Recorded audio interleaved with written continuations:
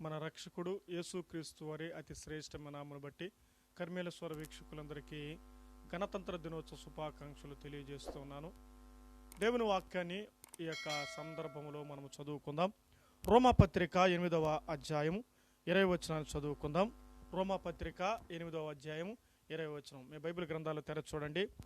ఏలయనగా సృష్టి నాశమును కొరకు లోనైన దాస్యములో నుండి విడిపింపబడి దేవుని పిల్లలు పొందబో మహిమ గల స్వాతంత్రము పొందినందున నిరీక్షణ గలదై స్వేచ్ఛ కాక దానిలో లోపరచవాని మూలముగా వ్యర్థపరచబడిను.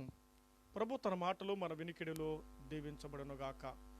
మరొక వచనాన్ని దేవుని వాక్యంలో మనం చదువుకుందాం. 81వ కీర్తన 4వ వచనాన్ని చదువుతారు. 81వ కీర్తన 4వ చరణం. అది ఇశ్రాయేలుకు అది కట్టడ, యాకోబు దేవుడు నిర్ణయించిన చట్టము. ఈ వచనాలు 2 వచనాలు మనము ఆలోచన చేస్తే ఇశ్రాయేల్ జీవితము, లోక జీవితం, దేవుని యొక్క వ్యక్తిత్వం, లోకం మీదకున్న తన అపారమైన ప్రేమను మనము గమనించవచ్చును. ఈ చదవబడిన లేఖన భాగాల్లో ఇశ్రాయేలుల జీవితాన్ని గురించి దేవాది దేవుడు రాయించాడు.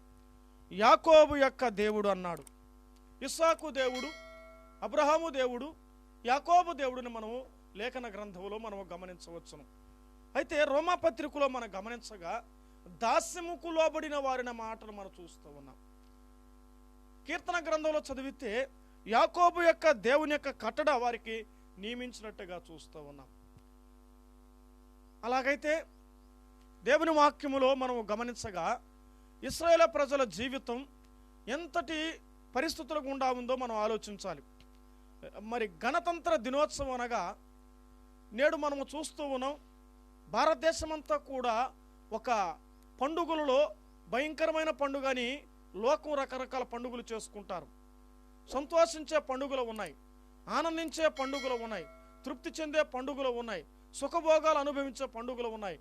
అయితే కులమత భేదాలు లేకుండా జరుపుకునే పండుగ ఏమండి? జెండా పండుగ అంటారు. ఆ జెండా పండుగ సంవత్సరానికి 2 పర్యాయాలు చూస్తూ ఉన్నాం. ఆ పండుగ గల కారణం, ఉద్దేశం ఏంటి? దాని వెనుక ఉన్నట్టు యొక్క చరిత్ర ఏంటి? తెల్లదొరల యొక్క బానిసత్వంలో ఉంచి ఇశ్రాయేలు ప్రజలు విడిపించబడ్డానికి ఒక పోలికను మనం గమనించాలి. నేడు భారతదేశ ప్రజలు తెల్లదొరల దగ్గర, బ్రిటిష్ ప్రభుత్వం దగ్గర కటిక బాధను, దుఃఖాన్ని, స్వేచ్ఛ లేకుండా, సంతోషం లేకుండా వారి చెప్పులు చేతుల క్రింద అణిగిమణిగి ఉండవలసి వచ్చింది. బైబిల్ గ్రంథంలో ఇలా ఆలోచన చేసినప్పుడు ఇశ్రాయేలు ప్రజల జీవితాన్ని బైబిల్ గ్రంథంలో చాలా స్పష్టంగా రాయబడింది. ఏమనంటే వాళ్ళ జీవితాలలో వారు కూడా దాసులుగా ఉన్నారు. ఐగుప్తు దేశంలో 430 సంవత్సరాలు వాళ్ళు కటిక దాస్యాన్ని అనుభవించారు. కాయ కష్టము చేయవలసి వచ్చింది, దుఃఖాన్ని అనుభవించవలసి వచ్చింది, శ్రమను అనుభవించవలసి వచ్చింది. రాత్రింబగులు మట్టి పనిలోను, ఇనుపు కొలిములోను వాళ్ళు బాధపడవలసి వచ్చింది. వాళ్ళ దుఃఖము, వాళ్ళ బాధ, వాళ్ళ వేదన తట్టుకోలేకపోయింది. ఫరో యొక్క చేతి క్రింద వాళ్ళు దాసులుగా కనిపించబడ్డారు. ఎంత దాస్యం అంటే కన్నీళ్లు మున్నీరుగా ఏడ్చుకునే అనుభవాలు కూడా చూస్తూ ఉన్నాం. వాళ్ళ బాధ ఎంత ఘోరాతి ఘోరమో, ఎంత శ్రమతో కూడుకున్నదో, ఎంత కఠినంతో కూడుకున్నదంటే వట్టి పనులోను, మట్టి పనులోను, ఇనుపు కొనిములోను వాళ్ళ బాధను అనుభవించారు. వాళ్ళ బాధను అనుభవిస్తూ ఉండగా, వాళ్ళ దుఃఖము అనుభవిస్తూ ఉండగా మనం చూస్తూ ఉన్నాం. ఆ దుఃఖములో, ఆ బాధలో తమ బాధంతా కూడా దేవునికి తెలియపరిచారు. అప్పుడు దేవుడు ఒక నాయకత్వం కలిగిన వ్యక్తిని దేవుడు తీసుకుని వచ్చి మోషే, అహరోనుల నాయకత్వంలో ఐగుప్తులో ఉన్న 430 సంవత్సరాలు బాధపడుతున్న ఇశ్రాయేలు ప్రజలను విడిపించడానికి దేవుడు ఒక చట్టాన్ని నిరూపించినట్టుగా చూపించాడు. దేవుడు మోషేకు ఇచ్చిన ఆజ్ఞలు, మోషేకి ఇచ్చినట్టు ఆ కట్టడలను వాళ్ళకి జరిగించబడాలని దేవుడు ఇష్టపడ్డాడు. మోషే నాయకత్వంలో 430 సంవత్సరాలు ఆ బానిసత్వం నుంచి విడిపించడానికి ఇష్టపడ్డాడు. ఎంతగా విడిపించాడంటే అద్భుతమైన కార్యాల ద్వారా దేవుడు వారికి ఐగుప్తు నుంచి విడిపించినట్టుగా చూస్తూ ఉన్నాం. భారతదేశము కూడా విడిపించబడ్డానికి ఎందరో త్యాగవీరుల యొక్క కృషి, కటిక దీక్ష, అనేకమైన శ్రమలు, అనేకమైన దీక్షలు, అనేకమైనటువంటి పోరాటాలు, అనేకమైన మరణ హోమాలు, మనమును అనుభవించడానికైనా దేశ ప్రజల క్షేమం కొరకై వాళ్ళెంతగానో ఇష్టపడినట్టుగా చూస్తూ ఉన్నాం. వాళ్ళెంతగానో తమను శ్రమను కష్టాన్ని చూడకుండా వారు ప్రయత్నం చేశారు. భారతదేశం సస్యామలంగా ఉండాలని, సిరి సంపదలతో కూడిన భారతదేశం సుఖ సంతోషాలతో స్వేచ్ఛ అనుభవించాలని ఎంతగానో ప్రయాసపడిన ఎందరో త్యాగవీరుల యొక్క వారి యొక్క కృషి, వారి పట్టుదల, వారి ప్రయాస నేడు తెల్ల దొరల దగ్గర నుంచి విడిపించబడ్డారు. వారి బానిసత్వం నుంచి విడిపించబడ్డారు. ఇది భౌతిక సంబంధమైన విడుదల. ఈ భౌతికమైన సంబంధమైన విడుదలలో వారు విడిపించబడినట్టుగా చూస్తూ ఉన్నాం. ఎంతమంది స్త్రీ పురుష భేదము లేకుండా మరి భారతదేశం యొక్క స్వేచ్ఛ కొరకు అహోరాత్రులు కష్టపడ్డారు. ఎన్ని గాయాలు, ఎన్ని మరణాలు, ఎన్ని శ్రమలు, ఎన్ని నిందలు, ఎన్ని అవమానాలు, ఎన్ని దీక్షలు భరించారు మీరు ఎరిగిన వారే. రెపరెపరాడే జెండా, 3 రంగుల సువర్ణం కలిగిన జెండా భారతదేశంలో స్థాపించబడాలి, స్వేచ్ఛ శ్యామలంగా ఉండాలని కోరుకొని ఒక నిర్ణయానికి వచ్చిన వారుగా చూస్తూ ఉన్నాం. వాళ్ళ యొక్క నిర్ణయం కొరకై, స్వేచ్ఛ కొరకు నాయకుల యొక్క త్యాగాలు పనముగా పెట్టారు. ఇది భౌతిక సంబంధమైన విడుదల. అయితే మానవుని జీవితంలో అనేకమైన దాస్యాలు ఉన్నాయి. ఆ దాస్యమును బైబిల్ గ్రంథంలో మనం ఆలోచన చేస్తే రోమాపత్రిక 6వ అధ్యాయము 19వ వచనాన్ని మనం చదువుకుందాం. రోమాపత్రిక 6వ అధ్యాయము 19వ వచనం. మీ శరీర బలహీనతను బట్టి మనుషుల రీతిగా నేను మాట్లాడుతూ ఉన్నాను. ఏమండి, ఇక్కడ గమనిస్తున్నారా? శరీర బలహీనతలు అనే మాట నేను మనుషుల రీతిగా మాట్లాడుతూ ఉన్నాను. ఎలయనగా అక్రమము చేయుటకై, అపవిత్రతను, అక్రమమునకును మీ అవయములను దాసులుగా ఎలాగూ అప్పగించుతురో చాలు. ఇక్కడ మీరు గమనిస్తున్నారండి, శరీర బలహీనతలు, శరీర యొక్క రుగ్మతులకు మానవుడు లోబడిపోయాడు. శరీరేచ్ఛలు, భోగేచ్ఛలు, మానసేచ్ఛలు, మానవుడు లోకంలో సుఖభోగాలు అనిపించాడు. స్వేచ్ఛ కొరకు, సుఖము కొరకు, సంతోషము కొరకు, సౌఖ్య భాగ్యము కొరకు అనేకమైన పాప కార్యాలు అనుభవిస్తున్నాడు మానవుడు దాస్యములో పడిపోయాడు. ఈ లోక దాస్యం ఎలాగుందో మీరు ఆలోచించారా? మానవుడు పడిన దాస్యం ఏంటో తెలుసండి.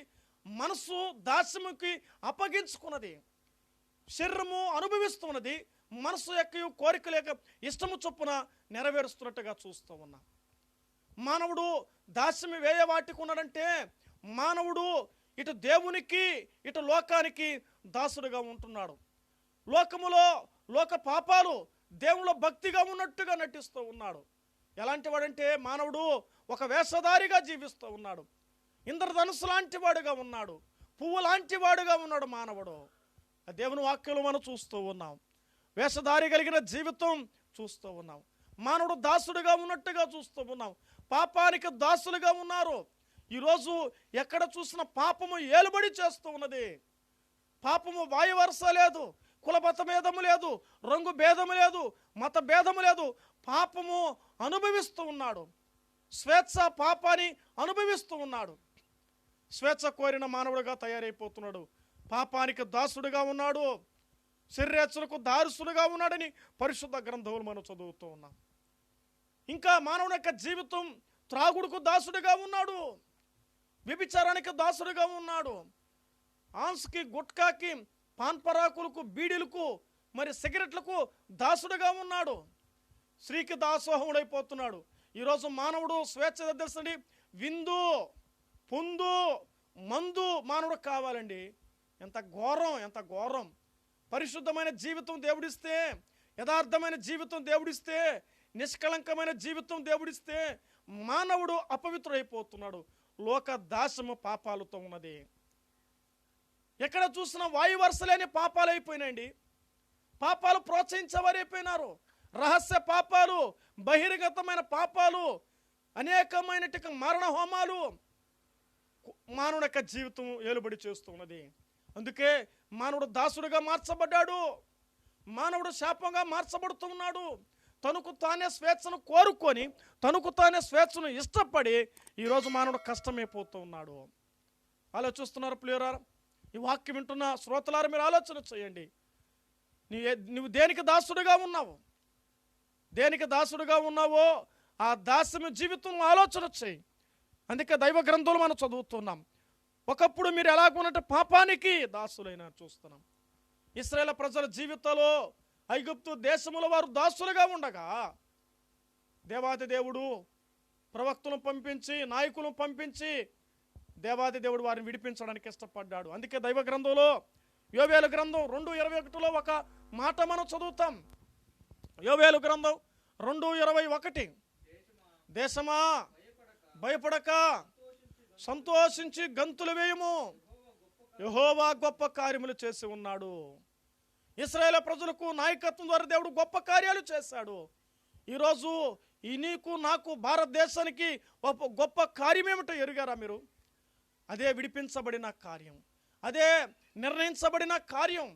ఇశ్రాయేలు ప్రజలు దేవుడు విడిపించి వాళ్ళు సంతోషించేటట్టుగా చేశాడు. దేశమా సంతోషించి గంతులు వేయి.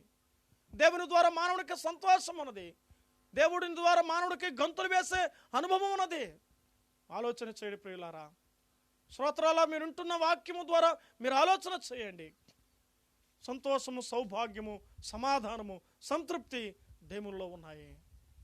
లోక భోగాలు కాదు, లోక ఇష్టాలు కాదు, లోక ఆశలు కాదు, కానీ దేవుని ద్వారా మనం చూస్తూ ఉన్నాం. కీర్తన 74వ కీర్తన 12వ వచనం చదువుకుందాం బైబిల్లో. పురాతన కాలం మొదలుకొని దేవుడు నాకు రాజై ఉన్నాడు, దేశములో మహారక్షణ కలుగుజేయవాడు ఆయనే. ఆ పదాలు మీరు గమనిస్తున్నారా? మహారక్షణ కలుగుజేయవాడు. ఇది ఆత్మరక్షణ, ఇది నిత్య రక్షణ, ఇది విమోచన అనే రక్షణ. దేహానికి రక్షణ అవసరం, ఆత్మకు రక్షణ అవసరం.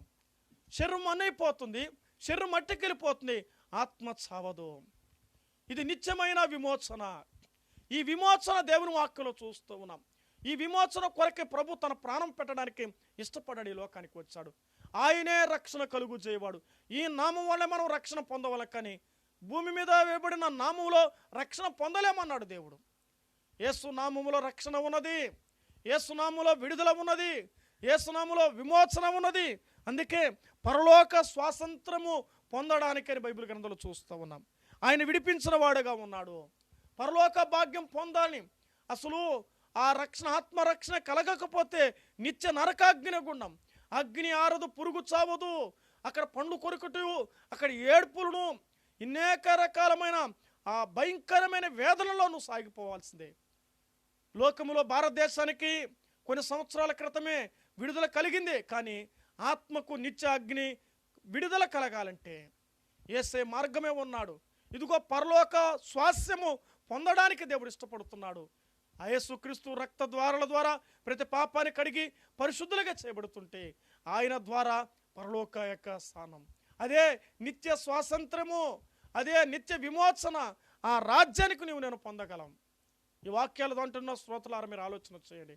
కర్మేరు వీక్షకులారా, పరలోక భాగ్యం నిర్మలమైనది, వాడబారనిది, ఆనందకరమైన రాజ్యం, బంగారు వీధులలో నడిచే రాజ్యం, ప్రశాంతమైన రాజ్యంలో నీవు స్వాతంత్రము పొందాలంటే, ఆ రాజ్యంలో నువ్వు సంతోషంగా జీవించాలంటే, ఆ రాజ్యంలో నువ్వు ఉండాలంటే, అది స్వేచ్ఛ కలిగిన రాజ్యం, అది నిర్మలమైన రాజ్యం, అది పవిత్రమైన రాజ్యం.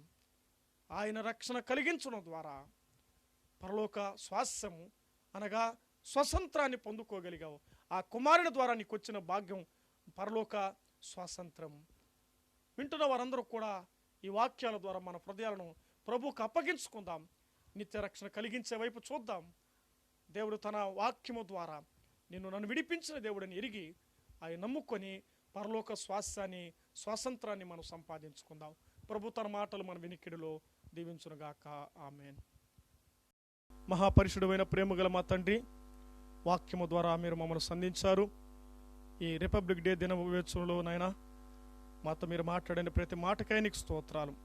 స్వేచ్ఛనివ్వడానికి, స్వాతంత్రాన్ని మేము అనుభవించడానికి, పరలోక భాగ్యము పొందడానికి నీవు రక్షకుడవని ఈ వాక్యాల ద్వారా మమ్మల్ని మీరు మాట్లాడి తండ్రి కలిగించిన ప్రతి మాటను బట్టి నీకు స్తోత్రములు చెల్లిస్తూ వింటున్న ఒక్కొక్కరిని ప్రభు మీరు నిండారుగా దీవించమని, నిజ స్వాతంత్రాన్ని పొందడుటకు మీ కృపను మీరు దయచేయమని, ఒక్కొక్కరిని మీరు దీవించి ఆశీర్వదించి ఆరోగ్యాలతో ఆనందాలతో నెమ్మదితో, సంతోషముతో, సమాధానముతో ఇటువంటి యొక్క పండుగ దినాన్ని మరి పొందుకోవడానికి కృపను దయచేస్తారని యేసు క్రీస్తు నామమును బట్టి ప్రార్థన చేస్తున్నాను తండ్రి. ఆమేన్.